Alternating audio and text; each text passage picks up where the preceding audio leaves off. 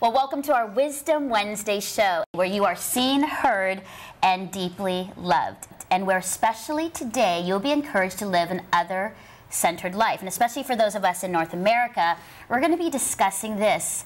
With privilege comes great responsibility. It's a big one today. And to help us with these thoughts and conversation, I'm joined by my two lovely co-hosts, Abby and Cheryl. Welcome. Hello. Hey. And another lovely lady right beside us, Joan Kelley Walker. Welcome. Thank you. Thank you for having me. Yeah, I'm going to gush on you a little bit because for many viewers, you're like, I totally recognize her, and I bet you do because she is the star of the Real Housewives of Toronto, and a lot of you have seen and watched that franchise. She's also the host of the Red Carpet Diary at the Toronto International Film Festival, TIFF, where for 10 years, Joan has interviewed many A-list movie stars, and we're going to ask her about her favorite coming up soon. For 18 years, Joan has been a child advocate and ambassador for World Vision Canada, one of our sponsors here at See Hear Love, and other charities. She's a contributor to the Huffington Post. She is a mother and an incredible wife, Joan, and she's recently partnered with Toronto Fashion Academy in the Joan Kelley Walker Summer Youth Fashion Initiative. Wow. Woo! Superhero, ladies and gentlemen. My whole life just unfolded like in that. front of me. Our kind of girl. Awesome. Okay, Joan, off the top, how do you do it? I mean, that is one insane and full, right? Like, you've got lots going on, but how do you do the balance of good wife, mom, and all of these well? What's your secret? Well, there's no secret, and I think it's a constant challenge, and you know this, and you know this. We're all busy. Yeah. You just have to manage your time and prioritize, I think. And I always just open my heart and feel what comes to me and what feels right. I think that's really important, and it really keeps me grounded, and I try and just approach all the tasks from a grounded place, because otherwise you get into a frenzy and you don't get anything done. Yeah. Do you do lists? I have lists to manage my list. Right? I'm not kidding. I have sticky notes all over. You can't even see my desk. That's amazing. And I love when I can throw one out because I've completed it. Or like when you cross off your notes on your iPhone, or I exit. You and co-host Joanna can talk about the sticky notes. Oh, good. She is a big fan. I'm obsessed. Would you define yourself as a workaholic? Yes and no. You know what? I've been very fortunate to do what I love for my whole life. I've had a lot of different careers, and I like dabbling in a few different things, and it's very fulfilling. So You like keeping busy. Yeah. Yeah. I love that. I do. Yeah, I do too. And when you're doing stuff that you love, which it seems like a lot of the stuff that you do are great things, then it doesn't seem like work. Yeah. I mean, before the show, Joe and I were talking about how even with this, there's so much to do, but I love it. So there are days where I don't even feel like I'm working. I'm like, I get paid to do this? When it's your passion, right? Yeah. That's good. Yeah. We talked about how you are on the red carpet, especially at TIFF, which is internationally known. That's actually a song I was about to just break out into, but I won't. But I'm known throughout the microphone. Anyway. People. This is who we are. Whoa is one of those things. This is who we are. Favorite A-list movie star that you have interviewed and why? Oh, wow. Let's see. Well, I've talked to all of them. George Clooney, Jennifer Aniston, Ron Howard, like you name it. Yeah. I love talking especially to either writers or directors, or if it's a film about a real person, talking to the real person. That really inspires me. But I find, like, George Clooney at one point, he put his arm on my, his hand on my arm and said, "Did you get what you wanted? Was that okay?" I was like, wow, very nice. that's incredible. And they never do that. Al Pacino was late, and so they whisked him through the carpet, and he said, "Don't worry, I'll be back." He had to go in and do some questions in the theater. They do a Q&A before the premiere starts, and he actually came back. Oh, wow. And most of the time they don't. So he came back and he gave everybody lots of time, and he was very equal and fair with everyone. So I find, like Drew Barrymore, the more super famous they are, the more down to earth they are. Really? Yeah, I think It's an interesting connection. Some of the newer actors or the less known, I find, are maybe a little nervous because it's totally intimidating. You've got like 80 media shoving a microphone in your face. I wonder why that is. Maybe the more that you age and understand what's really important, the more you know. It was in my mind. I was going to say this. Like, the more you know, the more you realize the less you know. Yeah, and it humbles you, right? So there's this sort of dispensing of this no longer is an awe thing. You know, I see the flaws in it. I've learned everything is flawed. Everything has a little dirt. So you're no longer starry-eyed. And, But in the acting world, there are like young actors by age that have that maturity that they can bring to the carpet. So I think it's also a comfort level of doing what you love to do and just really owning it and understanding all the parameters and all the nuances that go into that. Yeah, that's awesome. What a great we're always learning. Yeah, we're always learning. Definitely. Yeah. So here you are interviewing A-list movie stars. You know, you're modeling, you're writing in, you know, Huffington Post, your mom, your wife. I mean, the list. But your background, if somebody looked back to Joan way back when, do you think they would have said that's where she's going to be in 10, 20, 30 years? Because where were you way back then before you got here?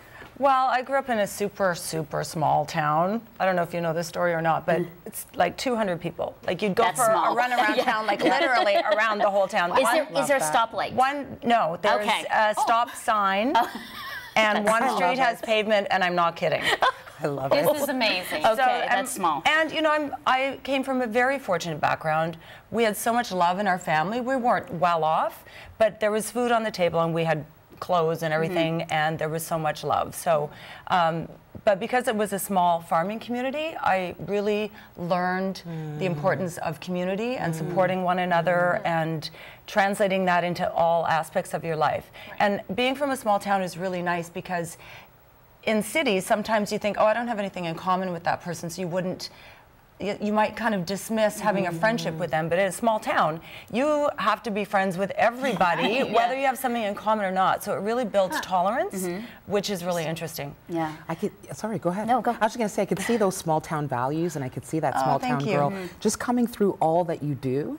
You know, it's like you understand that relationship is currency, and I could see how you live your life in good relationships and reaching out, and love is, you were rich in love growing up. And so that's all that matters. Yeah, all that matters. And you extend Yeah. that now, so it's just amazing to see how that's continued. Oh, thank you. Yeah. Thank you. So you're from small town. How did you get to big town? And what did that journey take for you to get there? Well, you know, I had these big stars in my eyes, and I wanted to be a model or be on TV or, you know, work in the film business or, you know, have your job, something like that. But there was no avenue to get there.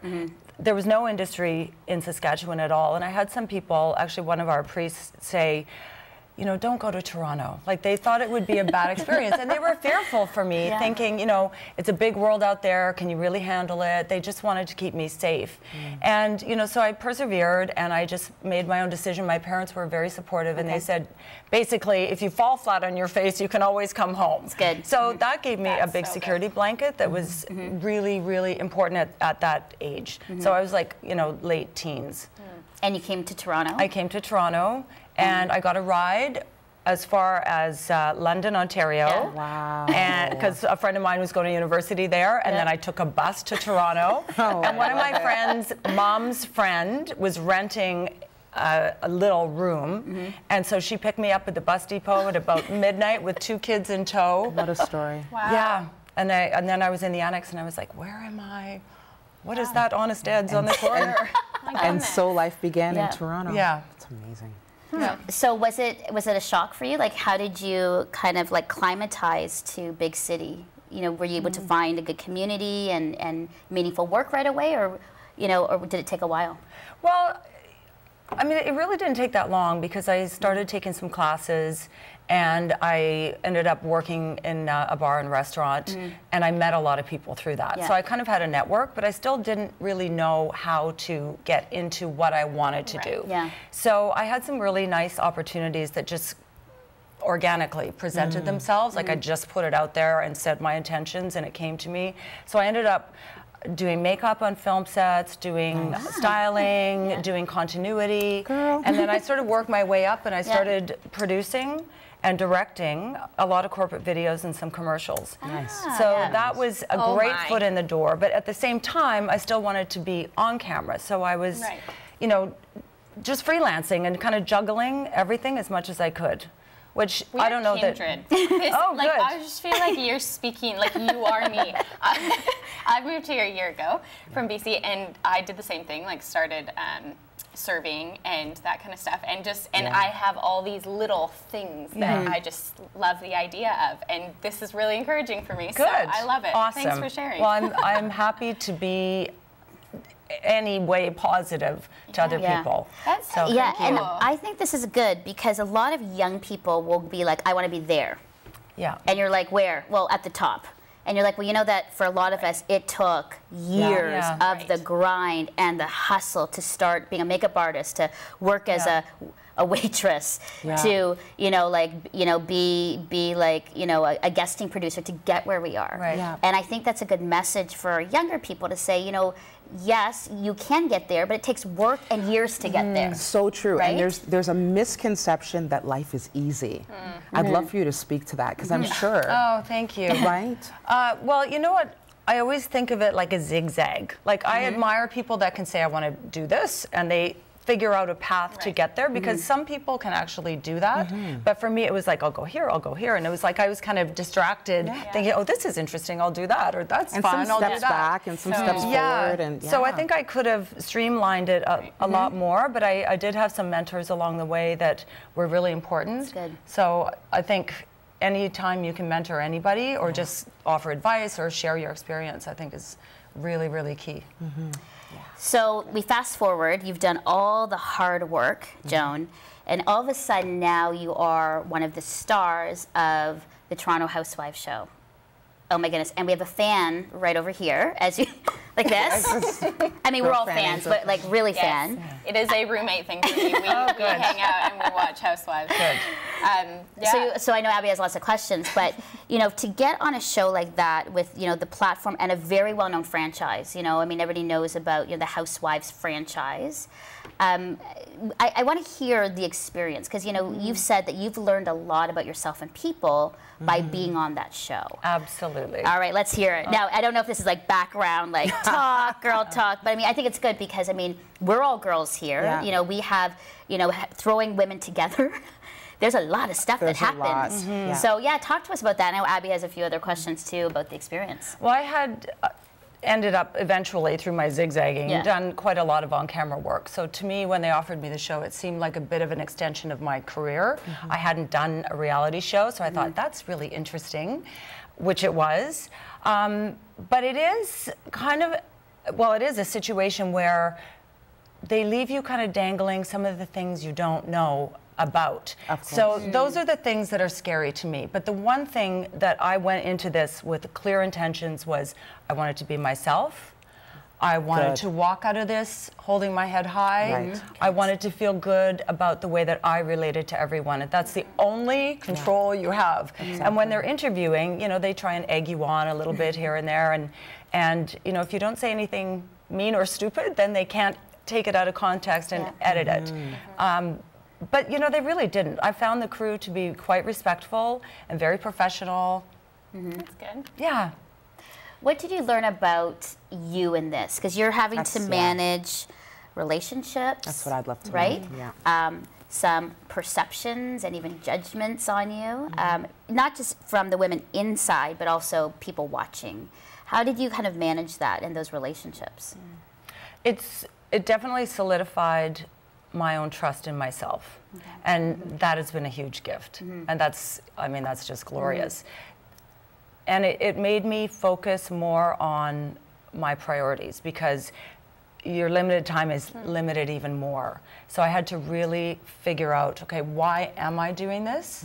What's the purpose? I'm in it now. How do I maintain my strongest relationships with my kids and my husband and my family, despite all that? And you know, it's challenging. Like the first episode came out and I was sitting there with a blanket over my head because we didn't know, right? Oh, no, yeah. Yeah, and it's hard to see yourself vulnerable on TV like that. Right. Yeah.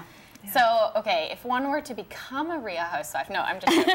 I need to get married first, but That detail, yes. Step one. One of the questions, and I think this comes from audience of any Real Housewife show, did you all know each other before, or was this were these friendships or relationships built because of the show? Well, it's very accurate what you saw on the show. Jana and Grego and I are good friends, and we have been for years. And Anne and Roxy I had met once each. So, and now I'm quite good friends with them. Kara I had never met before. Okay, interesting. And how long is, these are the technical things, but how long is this filming season? Like how long over the course of how many weeks? Well, it took let's see, the process started in like February. I think I was the first one that they kind of signed.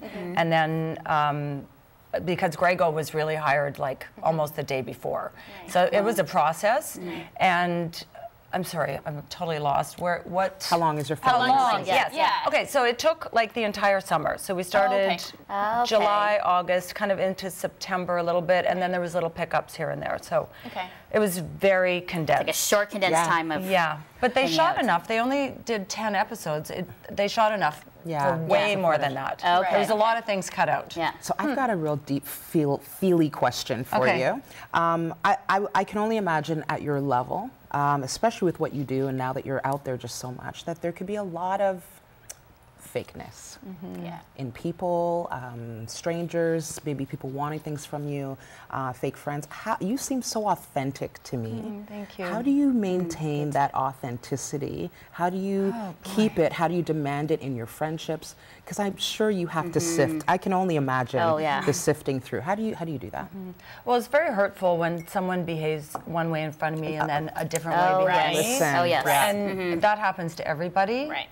But I rely entirely on my gut and my intuition. Good. Well, maybe not entirely, but as much as possible. And it's funny that the circle kind of shrinks a little bit. Of who's your inner circle? Yeah, talk about that. And then you got your next circle, and then like there's sort of waves of people, and people go in and out of the different circles. But the busier and the more high profile I get, the more I just focus on the inner circles. That's smart. And the rest is all, I can't control what anybody else is doing or saying, so And I think with age, I gotta let it go. Yeah, Joan, you do, because I remember when I was younger, it was always about managing what people thought of me. So I would act to how they wanted. So I had lots of circles, and I go, oh, this is Melinda here. And then as soon as I went to this circle, this was Melinda, because I was so much about people pleasing and wanting people to like me. As you get older, you're like, that's exhausting. Yeah. I can't manage that, and that's not really me. Like being compartmentalized, it's crazy. Like it was like wearing too many hats. And finally, a mentor said to me, enough is enough. Get your inner circle, get the girls you trust, and you have other friends, but those are your go-to. And stick with them. And I said, but what about what people think of me? They're like, who cares? Like you be who you are. It's so freeing. Like be who you are and be okay with that and good, be integral, have good character, values, and then let all the rest go. Now that's scary for somebody who is a people pleaser, but I think that's a good thing because I mean if you've got a gut, and I know this as I meet people, I get gut feelings. I'm like, and you kind of discern about and wisdom about who you give all to and who you don't. Right? So how do you manage the guard? How do you manage the guard? The guard what being, I was gonna ask. I see the drawbridge up and down in your life. Like the guard is up. What do you really want? And then when do you sort of like, okay, I'll let you in, and then if the hurt happens, like, do you find that happening? In your life? If I'm not sure, I just wait. I just sit on it and I kind of stand back a little bit. And I've had some people actually say, you're pretty aloof or you're quite intimidating. But I think it's because, like, for an example, I have some guy friends that bring a girlfriend and then if they break up, it's sort of awkward. So sometimes I don't, I'm not like really embracing that girl until I've seen her more than once, which might, but I'm so busy with everything else and everybody else. So I don't mean to be rude, but I do just wait and see and let things simmer until you have that, that stronger feeling about someone. So you mentioned, even just as you had this opportunity, your priorities kind of change a little bit, or your busyness becomes busier. So for me, and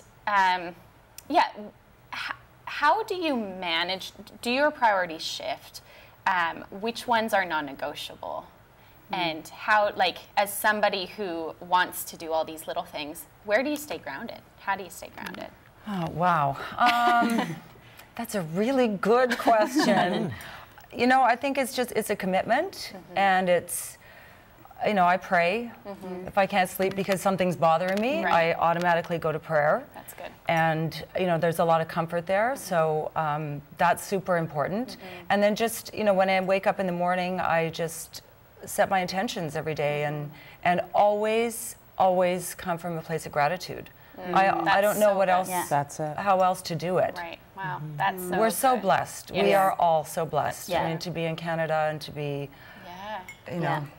to be here. that's a good segue, Joan, because as I said off the top of the show, I said, we're going to be talking a lot about, especially being from North America, we are very privileged, and your mantra, your sort of like quote is that with privilege comes great responsibility, and I want to talk about that because philanthropy is a huge part of you. That's what I love. It's like, oh, Joan, the host of the stars, the star of Toronto Housewives, but really a beautiful part of you as a woman, aside from being a great mom and wife, is that you have this love for the most vulnerable, marginalized. Yeah. And it's a beautiful thing because we have seen, I watch the shows and read online of all the wealthy people, and it's just about spending and complete, well, especially in that show. In that show. Right. But I mean, no, but I'm saying in all around. But what's great is to see the balance of you wanting to give back. And so let's talk about that, because I think for some people, their focus is, I just want to get rich and wealthy and get my yacht and, do all these great things and just have a great time because you only live once. But you've decided along, with your family that with privilege, you must give back. So where did that come from, and how do you begin that, and why the 18 years, working with World Vision to help, alleviate poverty? Because those are good things that, I even want to learn from you as well. Well, to be honest, I was quite disappointed on Housewives when they really didn't show anything about philanthropy. They had kind of pigeonholed me in a certain way because it is near and dear to my heart and my husband's and my family's. And that quote is actually from Princess Diana. That was how she taught her kids. And I've always loved Princess Diana, or Lady Diana. And it always stuck with me. And, I didn't think, oh, I want to be wealthy or I want to be famous. I just wanted to do what I wanted to do, what I found to be fulfilling. And, I found my zigzaggy path, but I got there. And we have been established at World Vision for some time now. My husband was sponsoring a bunch of kids when I met him. And then I started hosting infomercials for them. Probably 20 years ago with Lorna Dewick, which was amazing. And then since then, we've just had this relationship that builds and builds. And outside, so World Vision is really our primary, where we're going to support, but we also support locally and within our own community and within the country. That's what won me over with you. Oh, thank you. Just incredible. Thank you. So how does that happen? I mean, for you, I know that you say that, you always want to come to life, every day with gratitude. But as you have kids and as you speak and you have influence, in a lot of places that, we don't, how do you encourage or teach that about when you have a lot, you must balance that also with giving away, giving a lot too? Yeah. Well, teaching your kids that is, it's a real tap dance, and I've never been a mom before, so I hope I'm doing it right. I mean, you can probably speak to this as much as me. It's, it's a challenge. You just got to love them and hug them, and you can never do enough of that. And I think if you can just really communicate with them, plus we've taken them on a World Vision trip, which was a great experience for them. It's so important to do the things that ground them, because at the end of the day, we're pioneers. We cut and carve the path for our kids, and so they get a misconception. They're like, hey, this is easy. They're like, no. Mom's sweating, dad's sweating, right? Like, so they have to have an appreciation for where they're at. And I feel like you really remind them of that all the time with these trips. Thank you. It's important to have perspective. Right? So how do you do that with your kids? They serve. They serve. I'm very involved with street ministry, at-risk youth, ex-gang members, all that stuff, and I've never been afraid to put my kids right in the front line with that. It has changed their appreciation of who they are. It gives them a deeper understanding of their place in God, their purpose, and their heart for mankind. And so I think we are better beings when we serve. And I see that in you. Thank you. I have a question. You have been married for how long? For 18 years. That's so good for you. Almost Congratulations. So, thank you. In all this, because I'm a love story girl, and and we do talk a decent amount about marriage and relationships here. But with the Housewives, with all that you have going on, what's the thing that keeps you and your husband connected? Well, he's very busy. Right. And I'm busy now. So I think there was a little bit of a disconnect when I started getting as busy as him, and he travels a lot. So, I'm not going to lie, it's not easy. I think you really have to carve time out for each other, and you have to make sure that you're communicating and not going to bed angry, and you have to say what you want to say. Because sometimes we just don't. Yeah. Right. You assume that they know. Well, no, or you just, I don't know, you're in your own little zone. Yeah. I don't know what it is. Yeah. But, I mean, Don is a very caring, kind, supportive man, and I'm very fortunate, so I appreciate that. He so makes good. it easy. That's so good. To all the men out there there, you make go. it easy. So I was going to ask, though, I mean, our world is so saturated with divorce and with, you know, so like, you guys clearly have worked through, like, it's 18 years. That's so exciting and such a thing to celebrate. So is there something that, like, you just decided right at the beginning to fight through things? Or what's Well, I what's didn't your marry mark? until I was in my early 30s. Oh, okay. And so I sort of knew, like, okay, I want to do this right. And Good. I had dated a few people. But when I met Don, there was something really special about him. So I kind of thought, okay, this is it. Let's do love this. it. Yeah. And we So plan to good. grow old together. It's That's not like so it's good. not like the relationship hinges on every argument. Right. That's, I mean, that's that's good. a given. That's so You good. can't have that Yeah. at all. Yeah. Yeah. I I think love that's that. a big thing. When I, in my, second marriage with Chris, we had to kind of figure out, what are sort of non-negotiables? What are the things we're going to like die on, and things that are like, I got to let that go. Right. And I realized, though, as a woman, I'm like, I was holding on to a lot of things. Like, I wanted to like fight out everything. And he's like, you got to let it go. Yeah. This is not life or death. This is just your own opinion on things. So that's a good thing. And I think the commitment right from the beginning to say, we're going to grow old together. I We're love going that. to fight through that. Yeah. That's great. We had a great episode on all of this, and I was saying that I'm married to 22 years, believe it or not. Good for you. Yeah, we had to have child permission. Yes, you did. Number one thing for us was we realized that marriage is not a power struggle. Yeah. It's really that surrendering, and do you find that dance constantly happening in your life? Yeah. He's so independent, and so am I. Sometimes we're not really leaning on each other, which is something important, Yeah. like a surrender. Yeah, absolutely. Do you have something you do to, when you find that maybe you're both being too independent, you're not connecting, do you have something that brings you back together?